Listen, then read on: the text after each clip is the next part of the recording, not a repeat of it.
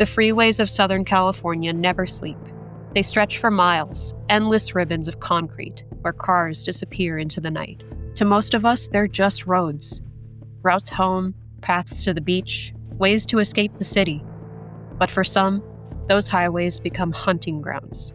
On September 20th, 1971, a bartender named Wayne Joseph Dukette finished his shift at a place called The Stable, a Sunset Beach gay bar. He walked out into the night and no one saw him alive again. Weeks later, his body was discovered near the Ortega Highway. At first, it seemed like nothing more than alcohol poisoning, just another tragedy, another man lost. But that would later change. His death became the first line on what investigators would eventually come to call the scorecard. That single entry would grow into dozens more. And it was just the beginning. And there were so many more to come. What's that? Just the emergency. No problem. All units I'm at the corner of Pleasant Hill and John Young Freeway. 1519 East 18.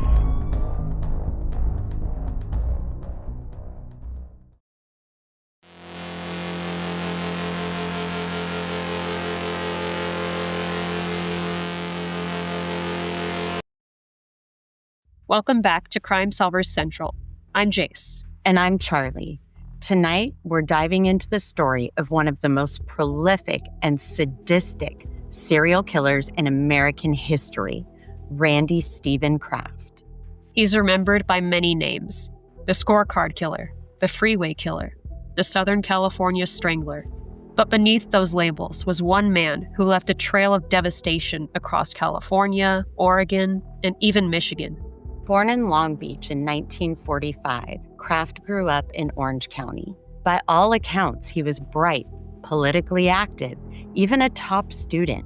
He went to Claremont Men's College, served in the Air Force, and eventually became a computer programmer.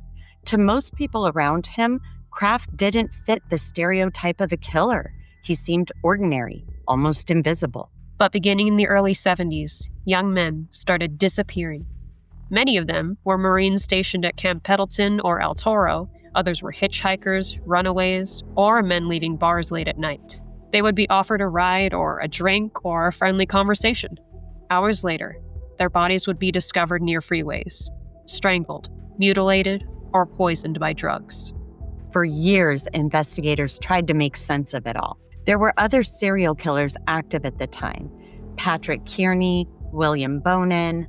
So at first, the crimes blurred together.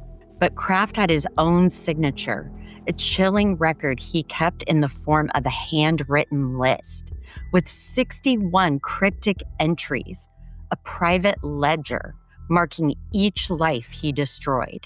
Then, when he was finally arrested in 1983, police found that list in the trunk of his car, along with photographs of unconscious or dead men posed like trophies. That scorecard told a story far darker than Kraft was ever convicted of. He was sentenced to death in 1989 for 16 murders, but authorities believe he may have killed 60 or more. And he's still alive today, sitting on death row, denying responsibility. But the truth is there, in the bodies he left on the roadside, in the names reduced to nicknames on a list, in the grief of the families who never got closure. Tonight, we're going to walk through his story, not just who Randy Kraft was, but who his victims were, because they deserve to be remembered by more than just a line on his scorecard. It's a steady climb up and around tree-lined curves just north of Grand Rapids, past century-old farmhouses. In a clearing on the left, a massive water tank, stark white, occupies the high ground.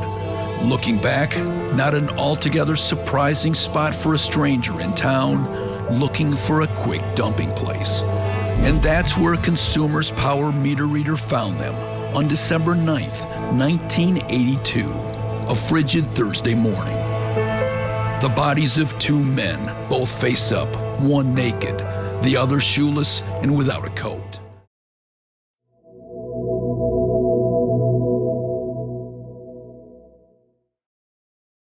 We left off with that first entry, Wayne Joseph Dukette, the bartender from the stable. His death was written off at that time, but later on, investigators believe it was Kraft's first kill, and from there, the pattern only escalated. The next victim that law enforcement later tied to Kraft was a young Marine named Edward Daniel Moore. It was Christmas Eve, 1972. Moore left Camp Pendleton, probably just looking for a little holiday freedom. His body turned up 2 days later by 405 freeway in Seal Beach. He'd been bound, beaten, and garroted. What stood out were the bite marks on his body, deep, deliberate, intentional, almost like a signature. And on the scorecard, his initials appeared, EDM. Much like he would do with his other victims, this was Kraft's way of reducing him to just 3 letters, of stripping away his humanity. And it didn't stop there. In April of 1973, just a teenager, Kevin Clark Bailey, only 17 years old, was found in Huntington Beach. He'd been emasculated and assaulted before being killed. 17. Just a kid. And then that summer, Ronnie Jean Weeb, only 20 years old, was found strangled near an on-ramp to the 405. All of these young men, barely starting out their lives, discarded like trash alongside the road. And by the end of that year, another victim surfaced. An art student named Vincent Cruz Mestas. His body was found in the San Bernardino Mountains, mutilated. His hands had been severed and they have never been recovered. Investigators later tied him to the scorecard entry as Vince M. So, by the mid-70s, the pattern was there. Young men disappearing, and their bodies showing signs of being drugged, strangulation, and mutilation. The cruelty was only escalating. And then came a case that nearly exposed him years before his final arrest. That was the abduction of Keith Crockwell in 1975. He was just 18 when he and a friend accepted a ride in a distinctive black and white Mustang. That friend, Kent May, was pushed out of the car alive, but he had been drugged. Keith wasn't so lucky. His skull was found on a jetty just weeks later. Friends who had seen the Mustang wrote down the license plate number, and that license plate number led back to Randy Kraft. And yet, despite this evidence, nothing stuck. Kraft gave a highly suspicious explanation when he was questioned by police. He said his car was stuck on an embankment, and while he was trying to call for a tow truck, Crockwell mysteriously disappeared. This story was partially corroborated by his roommate at the time, and with only a skull to work with, the coroner ruled it a drowning. No murder charge. That might have been the moment to stop him. But he slipped right through. Later that same year, another brutal case emerged. A 22-year-old named Mark Hall was abducted near San Juan Capistrano. What happened to him is almost unspeakable. He was bound to a tree, burned with a cigarette lighter, mutilated, and finally asphyxiated with earth and leaves forced down his throat. The prosecutor would later call it the worst of all Kraft's known murders. It's hard to imagine the pain he endured. And it shows how sadistic Kraft had become, torturing victims for hours before killing them. Yeah, I absolutely agree. Like sadistic to the point where it's almost unthinkable. And by the late 1970s, the tempo was rising. In April 1978, there was an 18-year-old Marine, Scott Michael Hughes. He was drugged with Valium, mutilated, strangled. Kraft even removed one of his testicles. Sick. Then we have Roland Gerald Young, a 23-year-old, who was found that June. He'd been stabbed and emasculated. A week later, another Marine, Richard Keith, was discovered along Moulton Parkway. His body showed signs of both strangulation and drugging, and Kraft's scorecard would later record him as Marine Carson, as his body was found in Carson, California. And that same summer, he struck again. A young man by the name of Keith Arthur Klingbeil was found alive by the side of the road, but he died shortly after being taken to the hospital. He had been strangled, and his nipple had been burned with a car cigarette lighter. And then came Michael Inderbeaton, a 21-year-old truck driver. His body turned up near the 605 freeway in November of 1978. He had been castrated, suffocated, and burned. Yet another brutal killing. And then, in 1979, another Marine. Donnie Harold Crissell was found dumped onto the 405 freeway. The autopsy listed alcohol poisoning, but his body showed burns and rope marks. The implication was clear: torture followed by being pushed out of a moving vehicle. What's disturbing is how many of these young men were Marines, often just right outside of the base, trusting the wrong man for a ride. That vulnerability, that trust, was what Kraft preyed on. By 1980, Kraft's trail of violence was no longer contained to California. His work sent him north into Oregon, and his killings followed him there. That summer, a teenager named Michael Sean O'Fallon was hitchhiking his way toward Canada before college. He was just 17. Kraft picked him up, gave him alcohol and Valium, and later, O'Fallon's body was found hogtied and strangled near Salem. On the scorecard, Kraft reduced him to just 2 words: Portland, Denver. The very next day, he struck again. 30-year-old Vietnam veteran Larry Parks was found along a freeway shoulder in Woodburn. He had toxic levels of drugs in his system, and he had been strangled. On Kraft's scorecard, he was labeled Portland Elk. Back in California, a 19-year-old Marine named Robert Loggins disappeared in August.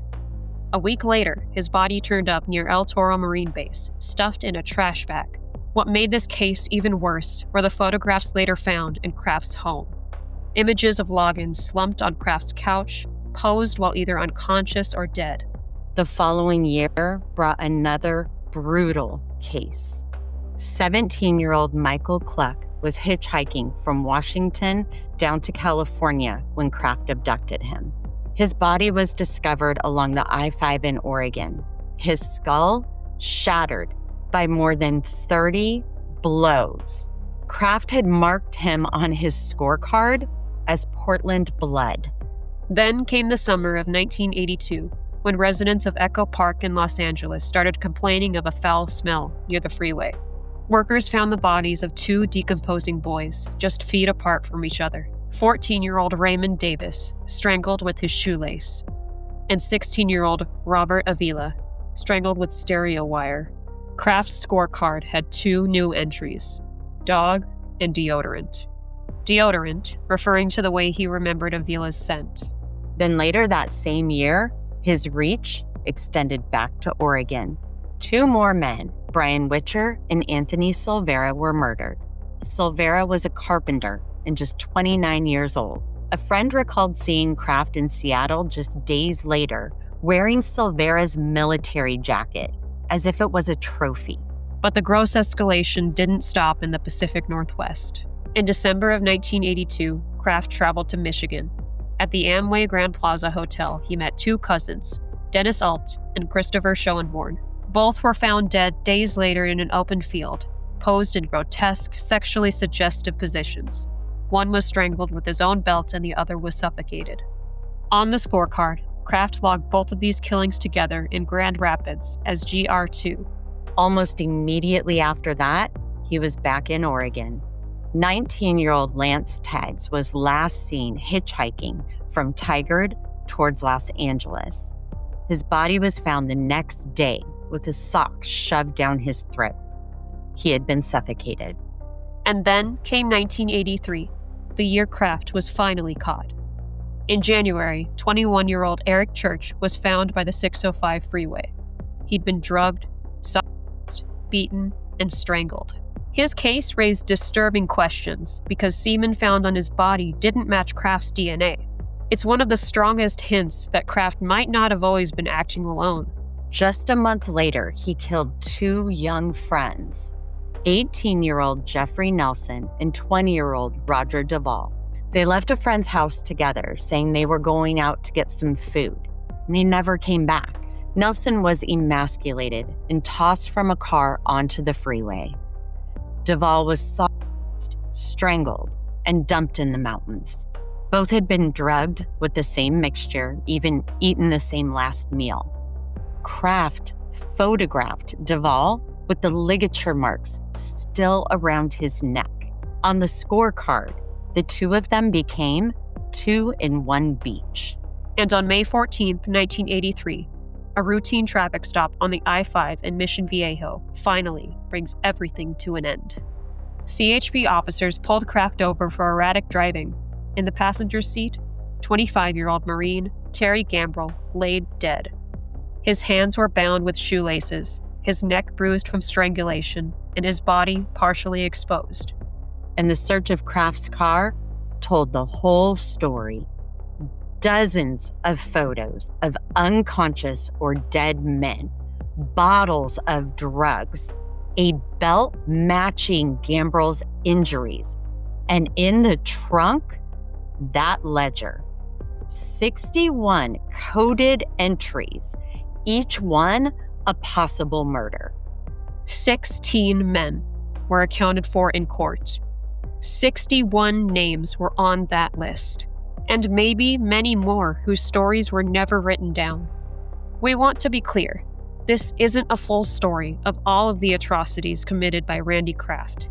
There are several more victims that we didn't have time to cover, but these are the details of many of his convictions. Please keep watching at the end of this video as we honor all of his victims, suspected victims, and also his survivors.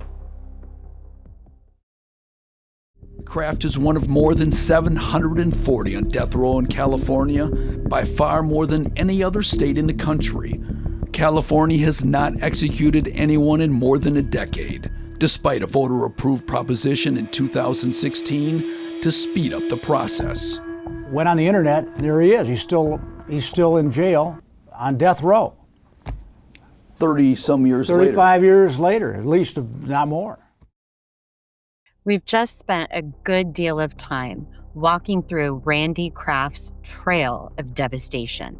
16 men that the courts acknowledge, dozens more that investigators believe he took. And then that cryptic scorecard, 61 lines that hint at even more lives, some identified, some still unknown. It's a story that's as much about loss as it is the killer himself. And the hardest part is knowing that not every family has closure. Some parents, siblings, or friends were left with nothing but questions. A name on a list, a body never found, or sometimes not even that. That's the legacy that Kraft left behind. Not just death, but silence. That's why conversations like this matter. They weren't just faceless victims. They were young men with futures, with people who loved them. And while Kraft sits on death row, denying what he did, their stories still deserve to be told. If you're listening to this and you think you might know something, anything about Kraft's victims, we urge you to speak up. Maybe you served at Camp Pendleton or El Toro in the 70s or 80s. Maybe you remember hitchhiking culture back then. Or you knew somebody who disappeared and was never found. Even the smallest detail could matter. You can reach out directly to Crime Solvers Central through our website or the links in the description. We'll make sure your information gets passed to the proper authorities.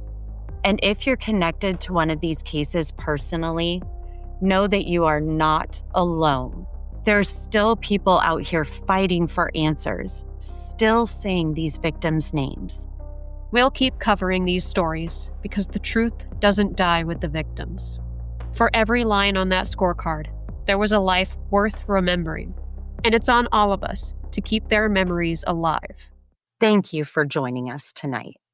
Until next time, stay safe, stay curious, and stay loud.